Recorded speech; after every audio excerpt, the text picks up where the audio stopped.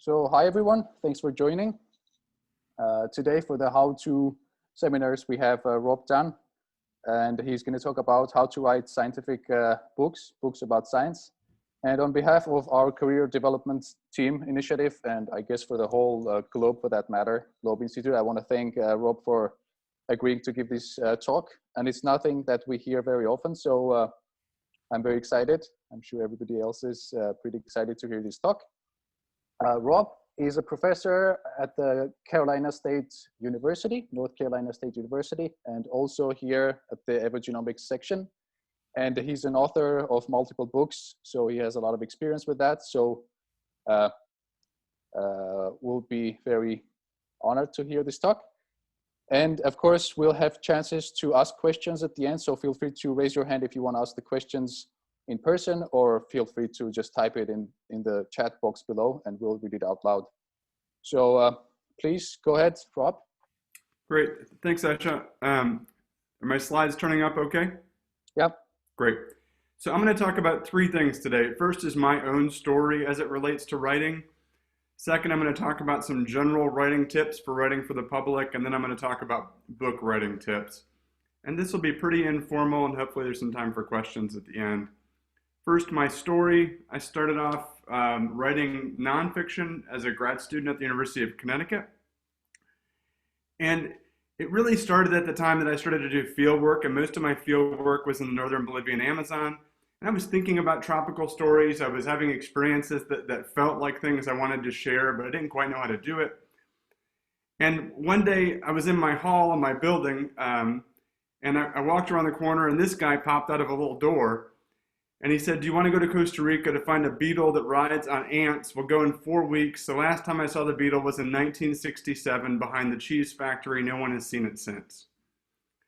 Now, by way of a little bit of background, this guy's Carl Rettenmeier, and together with his wife, Marion Rettenmeier, he spent more than 40 years studying army ants, but especially the species that live with army ants. And he really documented this entire world of those species. And so those included millipedes that live with the army ants and run with the army ants from place to place. It included wingless flies that run with the army ants. Can you see the little fly underneath the ant in front? It included mites, many, many species of mites that live only with specific species of army ants. And so this mite lives only on the front feet of one species of army ant. And when the ant goes to grip, the mite grips on its behalf. Carl also discovered this mite that lives on the legs of some of the army ants. And not only is it confined to an individual species, but it's confined to part of the geographic range of the species. And so Carl and Marion wrote that this mite not only appears to be rare, but may be also restricted to the more southern parts of the range of Esteton burchellii, because over 500,000 workers and 100,000 larvae of burchellii from Panama yielded none of this, which is also to say, he did extraordinary quantities of work. This is another one of the mites. It lives only on the mandibles of the ant. You see it right here. And it only lives on this one species of army ant. Marion discovered this mite that you see on the right that mimics the army ant larvae and gets carried as though it were larvae. And then there are all these silverfish that live with the ants. And so it's this whole world of species that live with the ants, often that ride on them. And I knew about this work. I was fascinated by this work. I worked with an ant student, and so I was aware of Carl Rettenmeier as a figure in the literature. And I was also aware that he'd studied many of these really special to me relationships between ants and other species that include these beetles. And so this is a beetle that lives with the army ant. This is the army ant. They look nearly identical. And then there are these other beetles that ride on top of the ants' heads. And so when Carl came out of his door, my first response was to say yes. And like, I didn't have much stuff. I was a grad student. I packed a bag. I was ready to go. But simultaneous with that response, I had the other response, which was shock, because I thought Carl was dead. And so to have somebody that you think is dead come out of a little door and ask you on a trip to do an obscure thing is a life moment. But I decided to go. And here's me at about this time. I used to have hair. And it turned out that the reason that I thought Carl was dead was that he'd sort of been left for dead, that a couple of years earlier, he'd been diagnosed with a rare cancer and expected to live 2 years. He retired early, became emeritus, and then disappeared. Nobody saw him. And then he got healthy miraculously, and that's when he appeared in that door.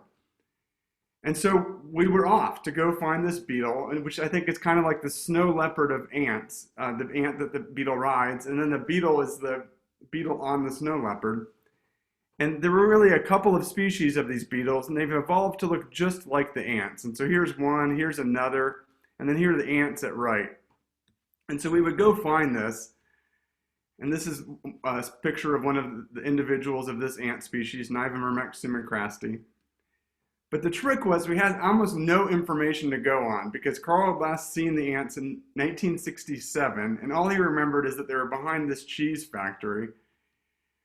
And he'd only seen the beetles once, and then he captured some and photographed them, and that this is actually one of those beetles. And so it was a tough expedition because the odds that we would succeed are pretty low. But the other thing we were doing at the same time was filming a documentary about Carl's life work. And so when we weren't finding this ant and its beetle, we could do this other thing.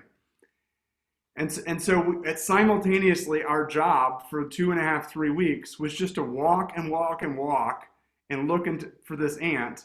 And then Carl, whose penmanship was not terribly great, also gave us this list of stuff that he wanted to get photos and video of. So katydids, cockroaches, crickets, millipedes, colorful scorpions, spiders, and so on. And so in doing video for the documentary, we had a lot of success. We saw a lot of cool stuff with Adam and Charlene Fuller helping doing a lot of the filming. But we didn't see any of these Nivomyrmex sumincrasti ants at all. And so we looked. Often we had to look at night. It was super fun, but also it felt desperate because Carl had paid for us to do this thing and we weren't having any success. And then we got to a point where we'd still not found the ant or its beetles, and we had 2 more days, and we'd kind of given up. And so here's Dave Libertazzi who's on this trip, and Dave's eating a jelly and jelly sandwich, which is a bit of miscommunication with the research station cook. And then I'm sitting next to Dave, and we look down, and there's the ant. And so Dave stares where he is, and I run back to tell Carl, and Carl says, look, this is important. You and Dave need to sleep beside the ants to make sure they don't leave, and we'll dig them up and film them in the morning. But the truth was, Dave and I weren't being paid, and we were tired, and it didn't look like the ants were going anywhere. So about 3 a.m., we came back to camp to get a little bit of sleep, and then we'd all go back out in the morning.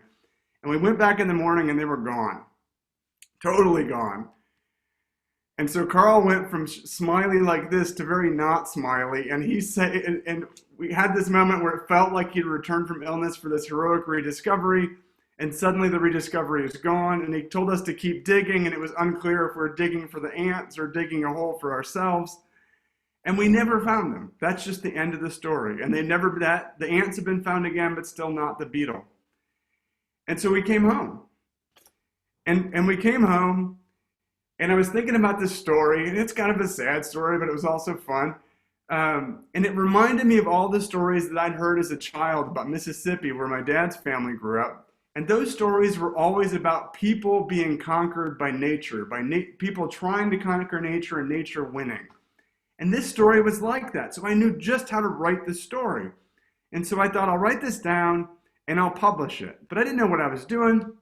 And so I wrote it down, I printed it out, I wrote a letter to go with it, and I sent it to Natural History Magazine. And this is where Stephen Jay Gould wrote. It was a great magazine. And there's no reason they should have written back to me, because the truth is that in its first version, this article was terrible, but some editor who I can't remember the name of took pity on me and said, maybe we'll take it. And we went back and forth on easily 12 drafts of this article that was finally published in the magazine. And it did a terrible thing to me, which is it taught me the lesson that if you just write stuff and send it places, people will publish it, which is a terrible life lesson because it's actually much harder than that. But it was enough to keep me writing, and so I did. And as I kept writing, there was an inevitable thing that sort of came with it, which is that I would want to write a book. I come from a long line of long-winded people. My great-grandfather at one point was asked to tell us if he could succinctly summarize the story of his church in Greenville, Mississippi. And he started by writing, I can't tell the story of the Lutheran Church in Greenville, Mississippi without telling the story of the Lutheran Church more generally, and I can't tell the story of the Lutheran Church more generally if I don't speak to the history of religion and with that the history of man. Which is to say that long-windedness comes naturally, and a standard article is 2,000 words. A book is typically 100,000 words. Writing short articles had a lot of words left over. And so I started to think about, could I write books? But I had no help with this whatsoever, and so I did the thing that many people would do and went to the bookstore to look for books like this one. This isn't the book I found, but something like this, to figure out what you do. And so I figured out that, well, you need to write a proposal, you need to have some example chapters, and then you need to find an agent. And I didn't know how to do any of these things really, so I did what I thought I was supposed to do. This is probably about 2004. I wrote a dozen agents that I'd found in books and on different lists. And then I thought, well, why don't I go look in books that I like and see who the author thanks as their agent in the back. And so Jonathan Weiner wrote this beautiful, beautiful book about Darwin's finches. And he thanks his agent, Tori Pryor, in the acknowledgments. And so I said, aha, there's an agent that clearly helped make a good book. I'll write her. And finally, Tori said, okay, I'm willing to work with you on this book. And then before it was ever sent to a publisher, we went back and forth on the proposal for the book and sample chapters 15 or 20 times. And it became something very different than it was when it started. And this book finally was contracted via Tori by HarperCollins in a partnership with Smithsonian. And to a great extent, I got lucky because I didn't know what I was doing. I found kind people. And this would become the book Every Living Thing, which would feature Carl's story and other stories about the quest to figure out the dimensions of nature. It was published in 2009 when I was an assistant professor at NC State, which is probably a foolish time to write a book, but it worked out. And one might then ask, well, why does it take so long? If I started writing it in 2004, it's published in 2009. I think part of it was incompetence. I knew how to use words. I'd written a lot of short things, but I wasn't yet great at sentences, paragraphs, whole books. I don't think I listened well enough to the editors. Several editors had told me, what about a book that was something more like, and that was them saying, your book is fine, but it could be a better book if you listen to me.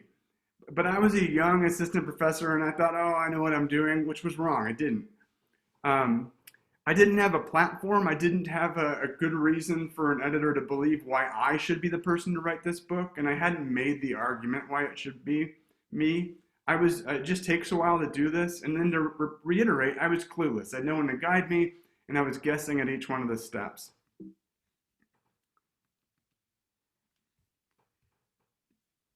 The steps I would figure out later are that you either get an agent or you don't. You write a proposal, which typically includes sample chapters. The proposal is accepted by your agent first, if you have an agent, or by the publisher. You get a timeline, then you write the book, then the book is submitted, then the editor edits the book, and then somebody else edits the book, which is typically the editor's overworked assistant. And that's who's doing a lot of the line editing. And then there's a copy edit, which now tends to be contracted out to someone who isn't paid health insurance. If this is in the US, if it's Denmark, of course, there would be paid health insurance. Well, they would just have insurance. Then you get a proof that looks like a book, but still needs fixing. And then publicity starts, you solicit blurbs, and the book is released. And then you rerun the loop. And this file.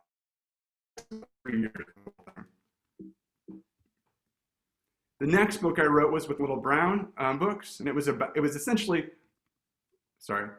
there's the next book, which is The Wildlife of Our Bodies, which is essentially the story Carl was working on for ants, but for humans. I was studying and writing about the species that live with humans. This was kind of microbiomes before microbiomes were cool. The next book was then this one, The Man Who Touched His Own Heart, which was really the wildlife of our bodies, but zooming in on the heart. And then I wrote this book, which was, in essence, the wildlife of our farms, and then the wildlife of our homes. And so there's, you find as a writer, there are some things you're good at writing about. And these kinds of topics, community ecology of humans and our associated landscapes, that's what I was good about. And I will say that during this process, every time I would get a good editor that I liked, and this is true for magazines too, that was a sure sign that they were working too hard and they were about to quit or move. And so I've gone through many, many editors. And then the next book is out this March, and it's with Monica Sanchez. It's delicious. It's sort of the wildlife of our food in some ways. And then there's a next book for basic books, and this is another question of how I ended up with 2 books at once. We can get back to it later. So that's sort of my story, how I get through all this. And as I'm writing books, I'm also doing lots of magazine pieces for National Geographic and Smithsonian and those kinds of places. Now I want to move into general writing tips. And these are tips, most of which I've learned the hard way by not listening to them. The first tip is, what is your writing about? And when I started, I was convinced that my writing was always about nature. And it was the equivalent of like a blurry tropical picture of a snake. Like, look at the snake I found. And my wife was sort of the first person to really convince me that to be a story that people want to read, it's way easier if it has people. That people respond to people more strongly than they respond to other species. And there are exceptions to that, but there are exceptions. And if you get started with your career all on exceptions, you're doing it the hard way. And so to put this in print so you can just remember it, it's about the people. Let's say that your topic is chlamydia. I know, and you know, that you can write something perfectly interesting about chlamydia without mentioning people, but the truth is the article will be more interesting if it includes people. Readers want to hear about people. If your story is about chlamydia, it's really about chlamydia and people. And if you don't know anyone with chlamydia, find someone who does, or perhaps less awkwardly, find out who revealed the biological story of chlamydia, which turns out to be this interesting guy, which turns out to be a really interesting story that's not been written about. And so this one, somebody can take this. Who are the people in the chlamydia story? It's the patient, the patient's family, the scientist. It's easiest as a scientist to write about other scientists. You understand them. But scientists are actually often the least relatable people in the story. It's way easier for most audience to relate to the patient than to the scientist. And so know if you choose to focus on the scientist that you're taking a slightly harder road than focusing on the patient. Happening. Your story has to have a happening part. If you string together paragraphs of facts, you've not written a story, you've written a textbook. And for as much as teachers tell students otherwise, textbooks are boring. Something needs to happen in the story and then either resolve or conspicuously fail to resolve. What happens can be funny, it can be serious, it can be funny and then serious and then funny, but it has to happen. And notably, I've given this advice in a talk in which absolutely nothing happens, and so in which I'm grateful that you're listening still at this point, even though I don't have a real story. The happening part, the easiest way to do this is to follow some traditional sort of kind of happening. It can be a heroic odyssey, a failed odyssey, a love story, a fight. We have all these things in science. There are other ways to write a story. You know, Raymond Carver's short stories very often have very little happening. But don't start there. If you're just figuring out how to do this, don't do it the hard way unless you have a really, really good reason to do so.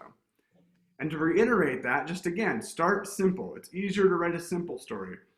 It's my experience that while you're listening to this, some of you are thinking of ways around these suggestions. So you might think, I could write a really compelling story without mentioning people or characters in which absolutely nothing happens and they'll be about a rare beetle. I bet you could. I totally believe in you. But to do so is to do things the hard way. And if you're starting in science writing, you might want to avoid doing things the hard way. This is not something I listen to, but I do listen to it now. Nouns, not adjectives. Great writing by Stephen King about this. I'll show these slides so you can get that link. The temptation in writing a story is to use piles of adjectives to describe the beauty, awe, tininess, sublimity, grandness, and awkward bumbling of whatever it is you're writing about. Don't. Use strong nouns and verbs, write simple sentences. And sound like you. You want to discover a voice that people identify as your voice. If your writing sounds like somebody else could have written it, then well, somebody else can write it. And if you're writing what someone else could write, you could take it easy and let them do it. Again, I went backwards. The other thing that's important as a scientist to identify your unique lens. What do you see that other people don't see? And how can you share that with the reader? What's the hidden world that you can reveal? You don't have to be the only one in the world that knows something. It just has to be something the world in general doesn't know. And one really easy part of this for scientists is often you're walking down the hall in non-COVID times and you see a colleague excited about something and you feel the awe of a discovery that they've just made. And so Asha, before we were when I was talking, was telling me about cool work he was doing, and I was excited about his excitement about the work. But that's very private relative to the public discourse about that work. And so that's an easy thing to share and have your readers feel as though you're sharing something secret. An example of this is this amazing thesis by Elizabeth Jones. This is not a book yet, but needs to be. And this is sort of the behind the scenes story of ancient DNA and the people of ancient DNA. And even as I say that, you can tell like there's a lot there that's intriguing and is being revealed. And so this is the kind of thing you want. Each of you that does ancient DNA has some version of that behind the scenes story. Share it. Be relevant. Scientists are trained mostly to study marginal things. Suggest to a PhD candidate that they might focus on a common relevant species, and in my experience, they will, with a natural inevitability, disappear in the rainforest to study something obscure instead. Perhaps it's reasonable for scientists to focus on the obscure and the margins. We hope for big discoveries others missed. But it's not reasonable for writers, unless in that obscure the reader can see a broader story, a story relevant to millions of people. And then remember the reader. Tell the readers what they want to know. Write for the readers. When I talk about ants, people always ask, what should I do about the ants in my kitchen? And it took me a decade to realize this was my listener or reader saying, this is the only way your topic was even remotely interesting to me. You don't have to give readers the answer they want, but if the reader has a natural reason for caring about your topic, don't avoid it. Your goal as a writer is to engage as many people as possible in ways that might affect their lives. This stands in contrast to your goal when writing scientific papers, which is often to write a paper that appeals to 30 people, and in doing so also avoids affecting them in any real way, lest they give you an unfavorable review. Listen to the reader. Find ways to hear what people want to read about. Get feedback from non-scientists to read. Many scientists don't read very much, and most scientists don't read much popular science. When I was getting started, I imagined all my colleagues were going to read my book and judge me. No, none of them read it. If you write a book, your colleagues aren't going to read it. The best you can hope for is they pretend to read it and say it was good. They're probably not your reader, with one exception, which is gossip. If you include gossip in your work, your colleagues will read it. And so Svante Pääbo's book, Neanderthal Man, has a bunch of gossip about Svante. It's not gossip because he wrote it about himself. And in my experience, lots of people, scientists have read the book to read the gossip. And that's the one time your colleagues will read. And so don't put the gossip in if you don't want them to read, and put it in if you want them to see it. People again, even if it's not about the people, it's about the people. And then relatable people. And now I'm going to round up to the last part of the talk. If you write about scientists, make them human. This doesn't mean make them seem ordinary if they're not. Scientists include ordinary people. Now that I've said that, let's be more honest. They also include a fair number of folks incapable of navigating the aisles of the supermarket. Tell it like it is. By making scientists human, you let the readers know scientists have daily struggles, problems buying cars, issues finding the right schools for their kids. You want your reader to relate to the characters in the stories. They can love them or hate them, but they need to care about what happens to them. And then vocabulary. This is one of the most important bits. Tritrophic is not a real word, nor is shotgun metagenomics. Your reader also does not know the words ecological assemblage, genomics, or parthenogenesis. This is not because your reader is dumb, it's because scientists make up those words and never told anyone but other scientists. Don't underestimate the intelligence of your readers. Readers can be very clever, but it's not their job to know all the words that you and your 12 colleagues made up. And then the other piece is deep knowledge. You've got to know your stuff. You need to know a story better to write about it for the public than you need to write about it for scientists. To write a story for non-scientists, you need to be able to capture the big story and explain complex topics in ways that are intelligible for folks for whom the topics are new. Don't shy away from complex ideas, but explain them with clarity. Doing this requires you to know the details and the broad picture. Imagine you're trying to figure out things about the field you're writing about that the experts missed. Read. To write one book, you need to read hundreds of books. When you start off in a lab, you don't try to reinvent each protocol from scratch. That would be stupid. If you write a book without reading books, that's what you're doing. You're making it harder on yourself. Writing a book is already hard. Don't make it harder. Read and read and read and read more. Now, scientists have advantages and disadvantages in writing a book. One of the advantages, well, first the disadvantages. One of the disadvantages is lots of the juiciest stuff, lots of the juiciest stories we have to tell We can't tell because we want to get jobs. And so I'm sure there are stories about what's going on in the globe that you could tell that would be really tantalizing to the reader, but they probably won't tell because you want to get a job. And so that's a disadvantage of working scientists that journalists don't have. But the advantage is that you have these, you are much more aware of what's going on in science and what's new. And now to get to the last piece of this, the book writing tips. If you want a book, you need published example writing, essays, op-eds. You need a 2-sentence pitch, a paragraph pitch. You need to know what the book is like your book, and these other things I'm going to go through in detail right now. First, you need a published example. You need to show that you can entertain somebody and that you can work with words and that you can tell a story. It doesn't have to be in a fancy place. It can be on a blog. It's just a way for an editor to see this is what you write like, and this is how readers have responded to that writing. You need a 2-sentence pitch. You need something that sounds good on the radio. And so if you listen to the radio and somebody says, you know, now we're going to have Tom Gilbert on the radio. Tom is going to talk about blank. You need that blank. What is that very quick description? And Mary Roach is excellent at this. And so Gulp on the Adventures on the Alimentary Canal.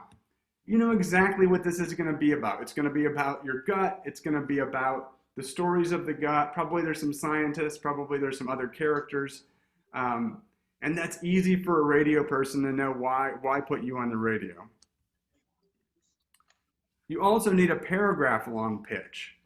Why is this exciting in a paragraph? This is like our classic elevator pitch, but it should have both the big picture and a few details. This is kind of a good example. You can go through it later.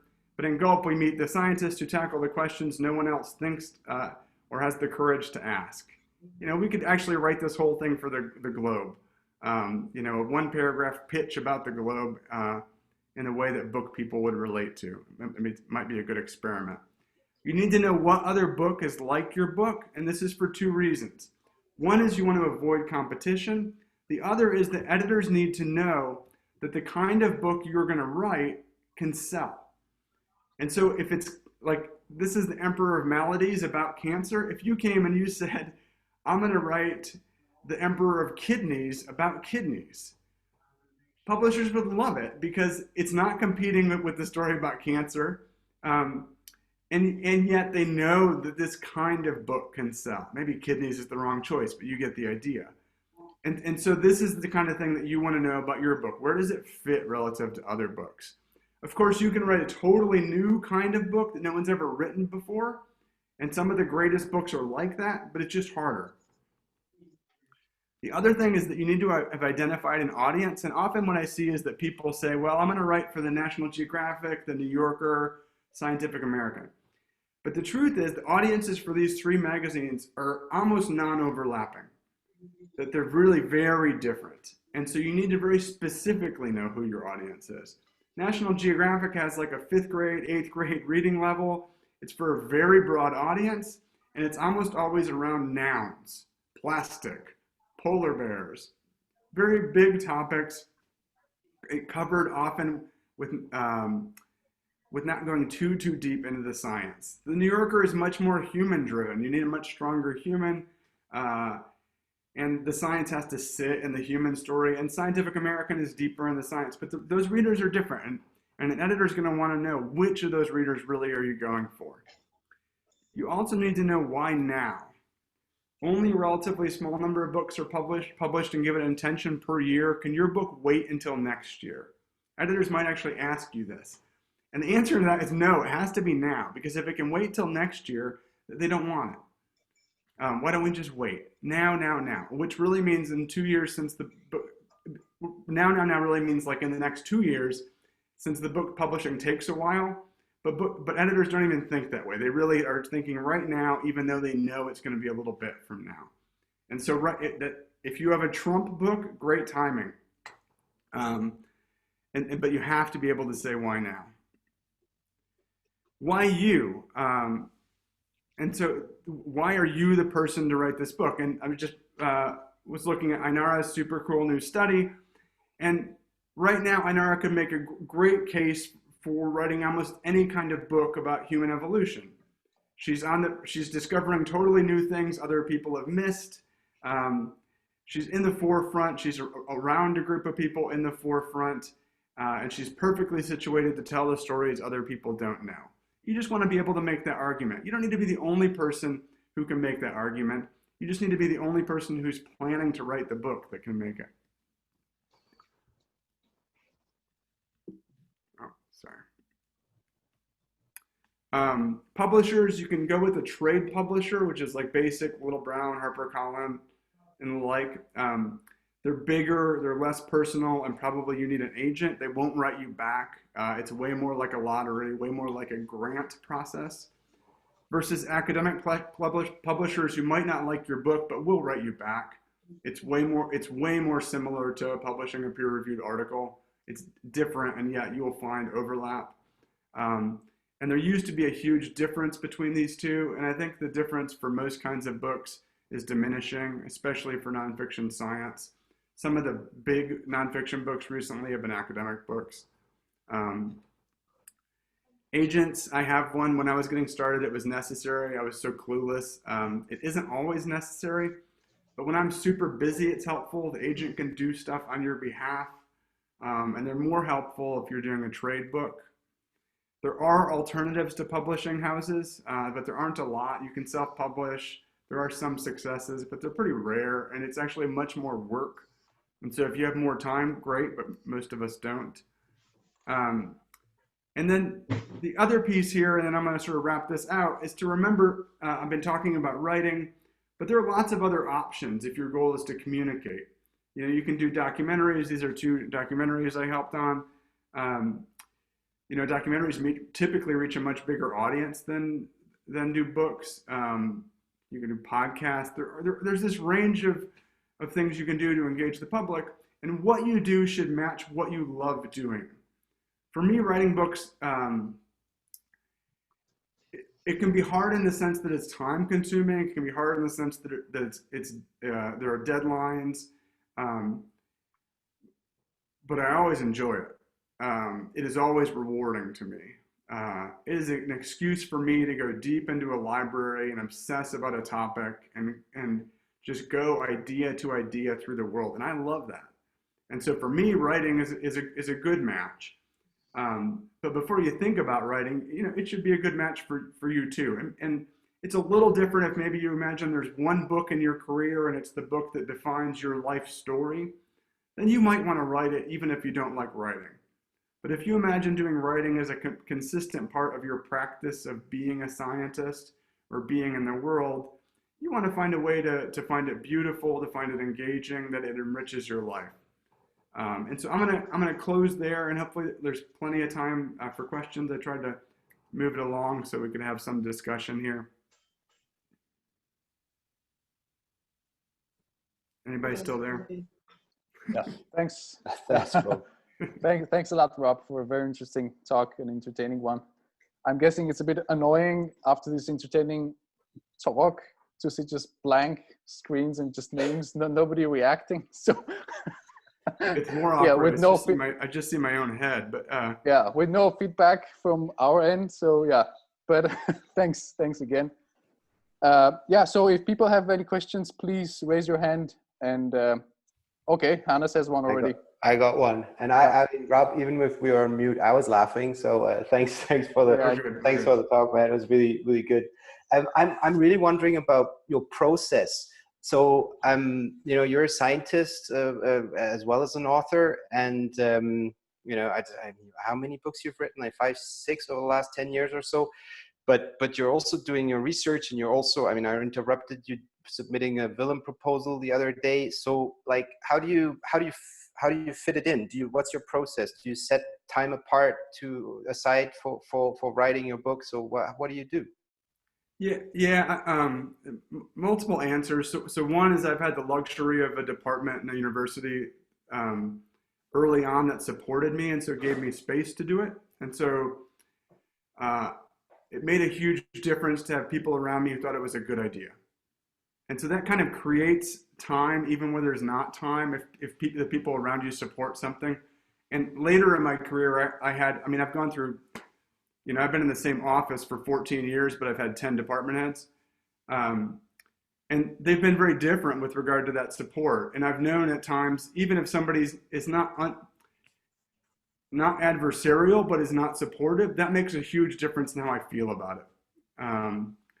So that would be one piece, is that I got a little bit lucky in finding those situations. And now it doesn't matter. Now I kind of make my own space. And if somebody doesn't like it, I'm grown up. But then there's the other part about how does it fit with my research? And I think when it's working best, it's informing my research, but one step ahead. And so I'm doing reading that's exploring kind of the limits of what I've thought about in my research world, and can make connections I can't make in my day-to-day research. And so that Willem grant is a good example. That Willem grant is about non-human animals that ferment the meat that they gather, or the grains that they gather, or the nuts that they gather. And I knew that this was interesting. We've been working on fermentation for a while, but I knew that question was interesting because for the Delicious book, I was reading about how other animals choose food. And I talked to enough people to become aware that there was a huge literature on storage by other animals, but nobody had actually figured out what happens to those stored foods. And so the book really propelled forward the idea that would become the research. But there's a time lag of like 3 or 4 years. And that doesn't work when you're really earlier in your career, because you just can't have time lags. Like that's a luxury. And so that's more later in my career. I think early in my career, it was more likely to help me in just in terms of improving my thinking and my writing.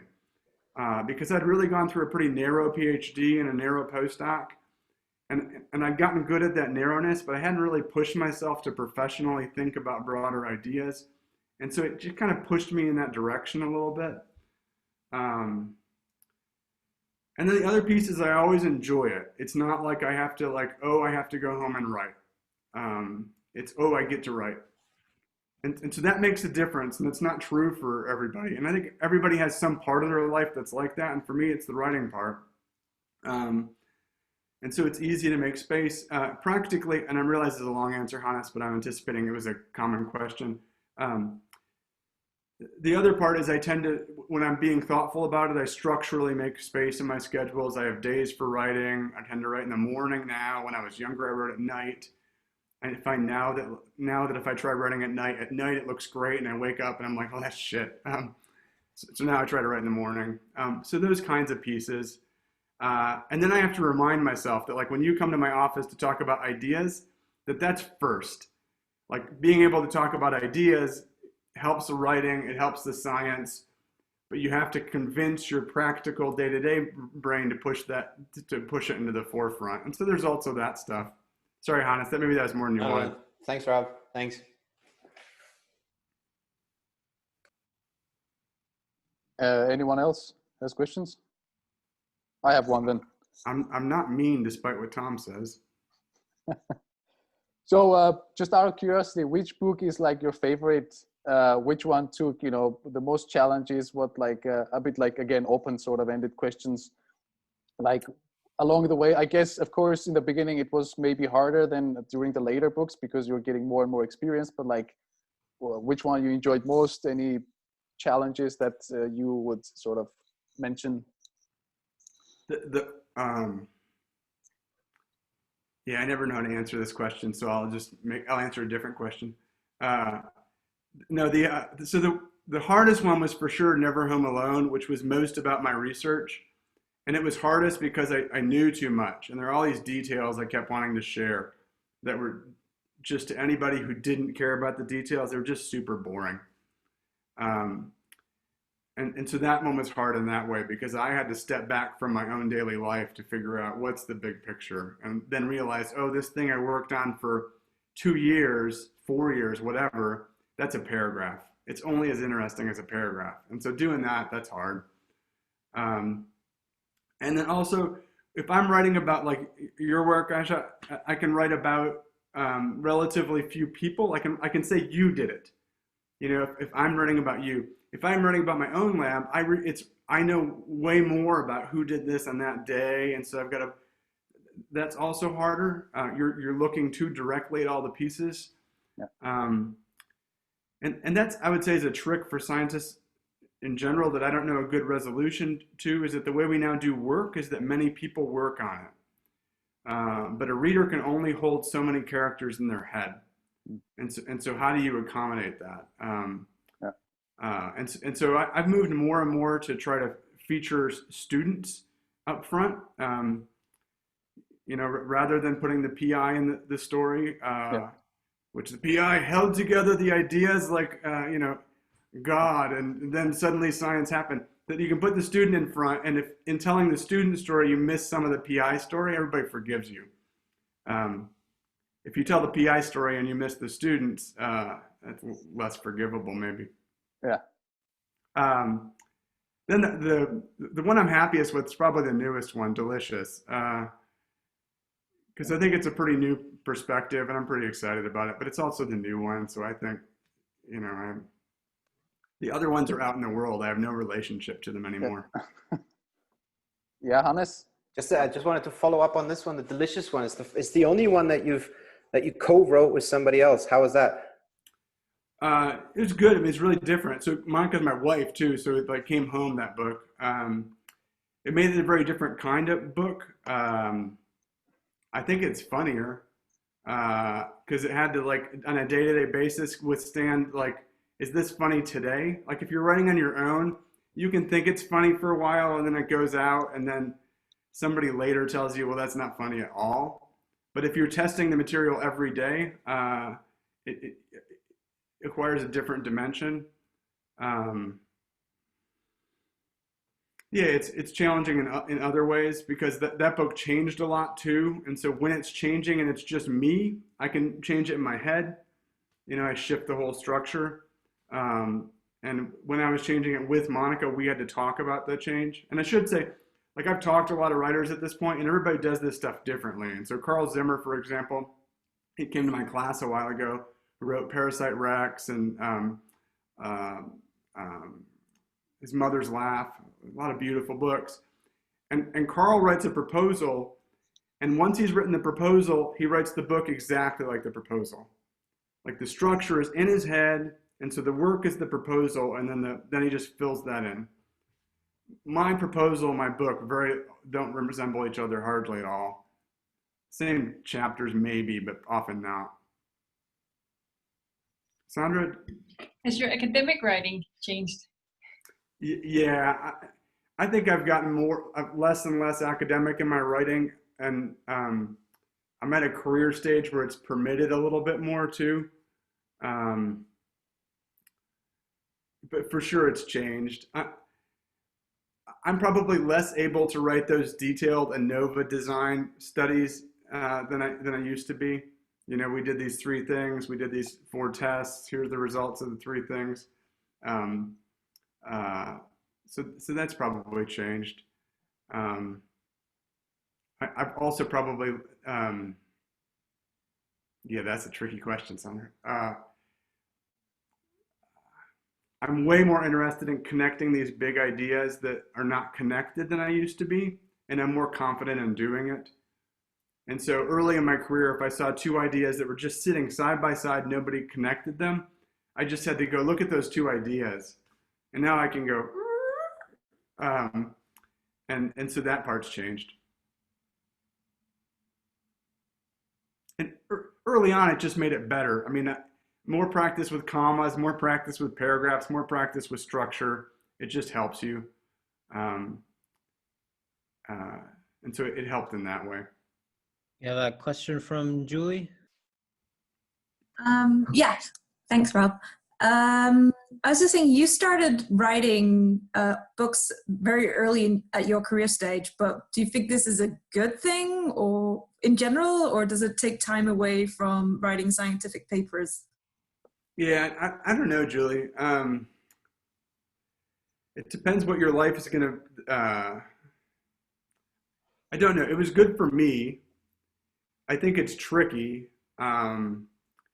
I think it's very unlikely that you'll get much support in a very early career stage, and so you have to sort of will it yourself.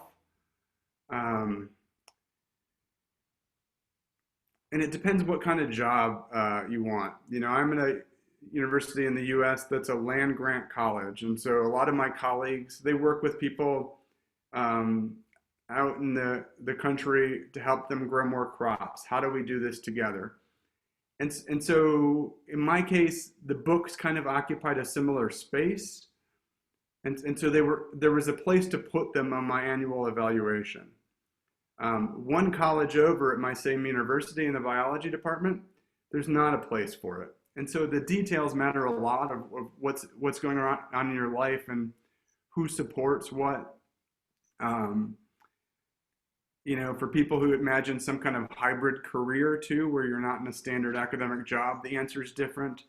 I would do it again, but it was probably a weird choice. We have Fatima, I think. Yeah. Hi. So I've got a question more about the impact or the repercussions of writing scientific books, being a scientist. Do you think that it's I don't know how to say, an efficient way of doing popular science or science communication to broad audiences? Is books kind of a broadly reaching channel? Or have you experienced that you were more successful at conveying your scientific ideas to the broader audience with, I don't know, documentaries or other things? I think it's a deeply reaching channel. It's not necessarily a broadly, well, I mean, it's tens, maybe hundreds of thousands. It's not millions. Versus, you know, if you have a piece in the New York Times, you know, you're at, I don't know, 2 million first read or something. If you have a National Geographic article, you're at 20 million globally. And so in terms of number of eyeballs, it's not the most effective thing for sure. When I get a letter that somebody did something different with their life, I don't mean that in too big a way, that like that I'd read this and then I did that differently, right? That's way more likely to come from the book though. And so it's a different kind of effect. You know, if I was thinking, how do we quickly make change, like global change and what people think about science, books on their own are not the thing. I think they're a really useful component of the thing, but with other kinds of engagement. And then like in a US context, the people I would most like to, let's think about vaccines, for example.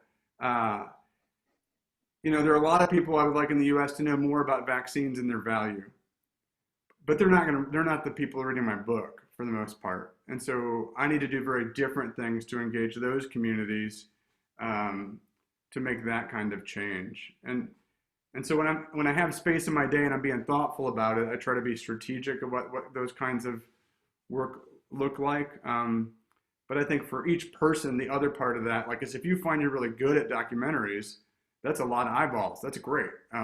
Keep doing it.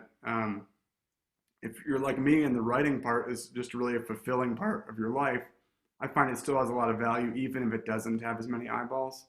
Does that answer you, Fatima? Yeah, thanks.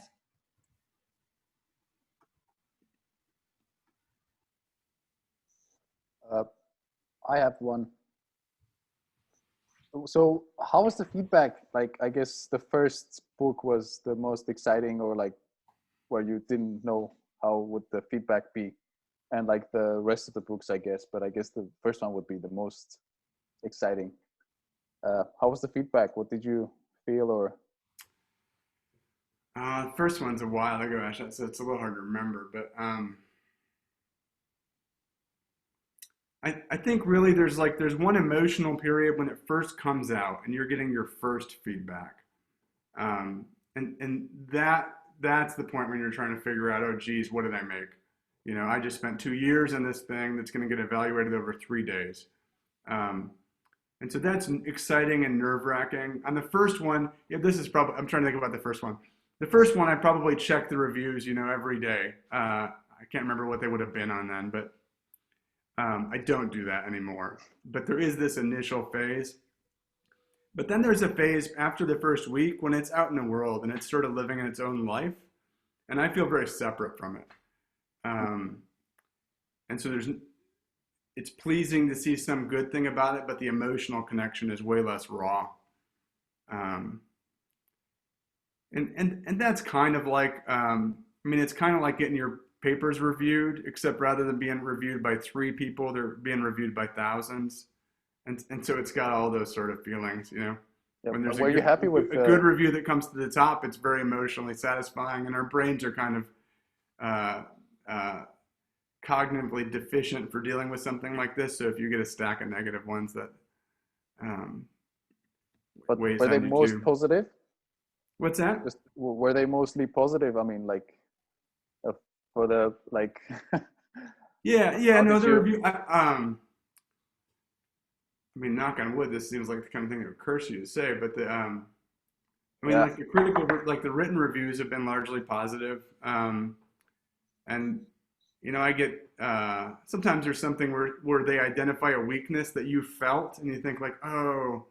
And then they're also funny. Like reviewers never read the end of the book. Never. Like you read reviews, and often they'll have like in chapter 1 and chapter 2, and then maybe they read the conclusion so they can pull together the end of the review. But I've never had anybody review chapter 7. Like never in a book. Like chapter 7 is gone. People later read it when they read the whole book, but reviews are also this part of the industry, so they sit in a funny place. Okay, thanks. Julie? Yeah, so assuming that sometimes you get writer's block, how do you deal with that? And is it different for your scientific writing and for your popular science book writing? I don't get writer's block in the sense of being stopped. I get writer's block in the sense of writing poorly. And so I just keep writing. That's the answer, right? I keep writing. And in the moment, I'm often not super able to tell if it's working or not working, but afterwards I can tell. But the answer for me is always just to keep writing. Write about something else, find a different angle. I don't stop. And I would say that's true for the other piece is like I need to do something else. Like I'll go see art. Like art for me is really important for writing. I must always go see art before I give a talk. I must always see art before I'm thinking about a big writing thing, because I need like some other cognitive sphere to break ideas up and make me think. And like running is the same, gets my brain out of wherever I was. Those kinds of things.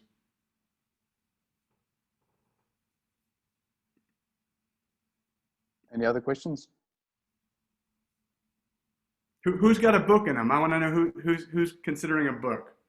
Just a show of fingers. You don't have to say what it is. Anybody? One, Julie.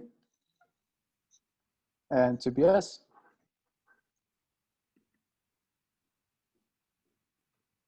My experience is that's a little bit. Oh, I see some more over here. Anybody willing to share what their book is?